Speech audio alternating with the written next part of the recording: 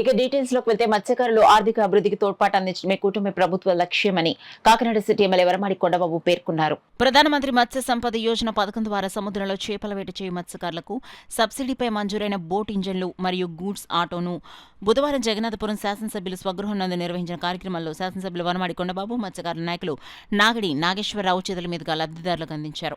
ఈ సందర్భంగా కొండబాబు మాట్లాడుతూ సముద్రంలో చేపల వేట సాగిస్తూ జీవనం సాగిస్తున్న మత్స్యకార కుటుంబాలకు సంక్షేమ పథకాల ద్వారా ఆర్థిక తోడ్పాటు అందించి వారి ఆర్థిక ఎదుగుదలకు కృషి చేయడమే కూటమి ప్రభుత్వ లక్ష్యమని, మత్స్యకారులు నూతన సాంకేతిక పరిజ్ఞానం ఉపయోగించుకుని చేపల ఉత్పత్తిని పెంచి ఆర్థికంగా ఎదగాలనే దృఢ సంకల్పంతో కేంద్ర రాష్ట్ర ప్రభుత్వాల ముఖ్య ఉద్దేశమని, దానిలో భాగంగానే నేడు ప్రధానమంత్రి మత్స్య సంపద యోజన ద్వారా 40% సబ్సిడీపై ఇంజన్లు మరియు 3 చక్రాల వాహనం అందించడం జరిగిందని, కోపనాతి దేవరాజు, వంక రంగరాజు, కోపనాతి రాజు, తెనాలి రమణలకు సుమారు 1,33,280 రూపాయలు విలువ చేసే ఇంజన్ మరియు 3,13,280 రూపాయలు విలువ చేసే ఆటో రాగిత ఈస్టర్ రాణిలకు అందించడం జరిగిందని తెలిపారు. ఈ కార్యక్రమంలో మత్స్యశాఖ జిల్లా అధికారి వి కృష్ణారావు, మత్స్యశాఖ సహాయ సంచాలకులు కె కరుణాకర్రావు, ఆప్కా ఉపాధ్యక్షులు Balasadi Rangarao, boat owners association అధ్యక్షులు సంగార నాగేశ్వరరావు, మత్స్యశాఖ అభివృద్ధి అధికారి సిహెచ్ మహేశ్వరరావు, మల్లాడి రాజు, రామలింగరాజు, ఎరుపిల్లి రాము, చొక్కా బాబురావు, బడే సత్యారావు, సూరాడ చిన్నారావు, ఎరుపిల్లి సత్యబాబు తదితరులు పాల్గొన్నారు.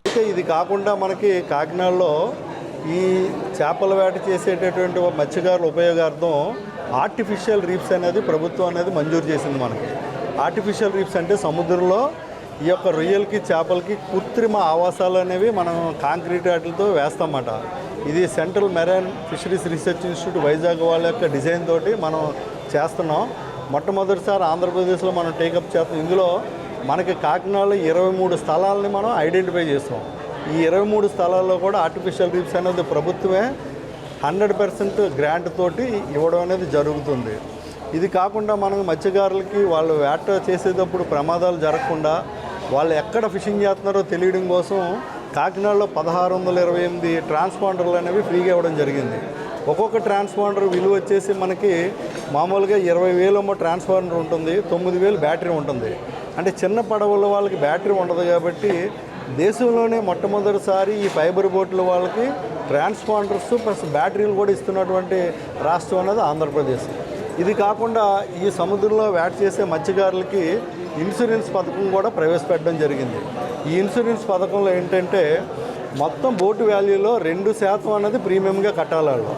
అంటే 2% కట్టాలి. అంటే ఫర్ ఎగ్జాంపుల్ 1,00,000 రూపాయల బోటుకి 2,000 కట్టాలి, 10 లక్షల బోటుకి 2 లక్షలు కట్టవలసి వస్తుంది. ఇలాగ మనకి వాళ్ళు 2% అమౌంట్ అనేది కడితే వాళ్ళకి బీమా అనేది వర్తిస్తుంది. ఈ బీమా వర్తించిన తర్వాత ఈ 2% కట్టారు కదా, సంవత్సరం చివరిలో గవర్నమెంట్ ఏం చేస్తుందంటే ఎస్సీ ఎస్టీ ఉమెన్కి 60% వెనక్కి ఇస్తుంది. అంటే ఫర్ ఎగ్జాంపుల్ మీరు బీమా కింద 1,00,000 రూపాయలు కట్టారనుకోండి, అంటే 50 లక్షల బోటికి 1,00,000 రూపాయలు కడితే 1,00,000 రూపాయలు 60,000 వెనక్కి ఇచ్చేస్తుంది మీకు.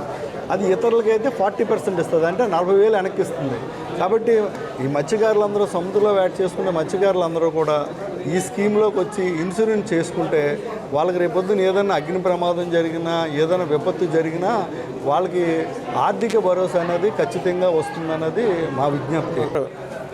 గౌరవ శాసనసభ్యులు సూచనల మేరకు మన డిస్ట్రిక్ట్ ఆఫీసర్ కృష్ణారావు గారు మరంతా కృషి చేసి ఆ యొక్క ఫిషింగ్ హార్బర్ ఏది ఉందో కాకినాడలోనే ఉండాలి, ఇది మరలా వేరే పోర్టుకి బదలాయించకుండా నిలుపుదల చేయని ఉద్దేశంతో కాకినాడ సిటీ ఎమ్మెల్యే మనవడు వెంకటేశ్వరరావు గారి ద్వారా మరి ఆ ఫిషింగ్ హార్బర్ నిలుపుదల చేయడానికి కృషి చేయడం జరుగుతుంది.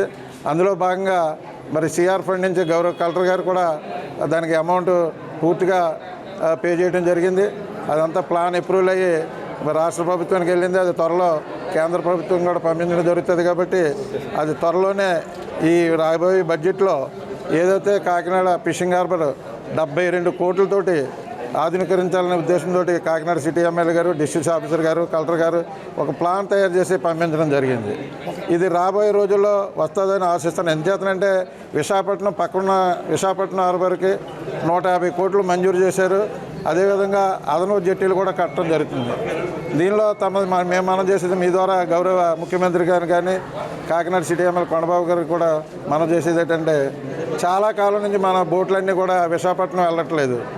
మరి రాబోయే రోజుల్లో కూడా విశాఖపట్నం కేంద్ర నిధులతో డెవలప్ అవుతుంది కాబట్టి మన బోట్లు కూడా విశాఖపట్నం పెట్టుకునే విధంగా ఏదైతే మత్స్యకారులు మళ్ళీ ఒరిస్సా తీరం నుంచి కాకినాడ రావాలంటే 150 కిలోమీటర్లు మళ్ళీ అదనంగా రావటం, డీజిల్ ఆయిల్ ఖర్చులు ఎక్కువ అవుతున్నాయి. కాబట్టి అదే విశాఖపట్నం హార్బర్లో స్టే కానీ ఉన్నట్టయితే అక్కడ ఎక్కువ రేటుకి తర్వాత సరుకు పాడవకుండా ఉండడానికి కూడా అవకాశం ఉంది. కాబట్టి మా మిత్రులు మీడియా ద్వారా ప్రభుత్వానికి మేము కోరేది ఏంటంటే విశాఖపట్నంలో ఫిషింగ్ హార్బర్లో కూడా కాకినాడకు సంబంధించిన మరబోట్లు అవనివ్వండి, మోటరైజ్ బోట్లు అన్నీ కూడా అక్కడ పెట్టుకునే విధానం ఏర్పాటు చేయాలని కోరుతున్నాం.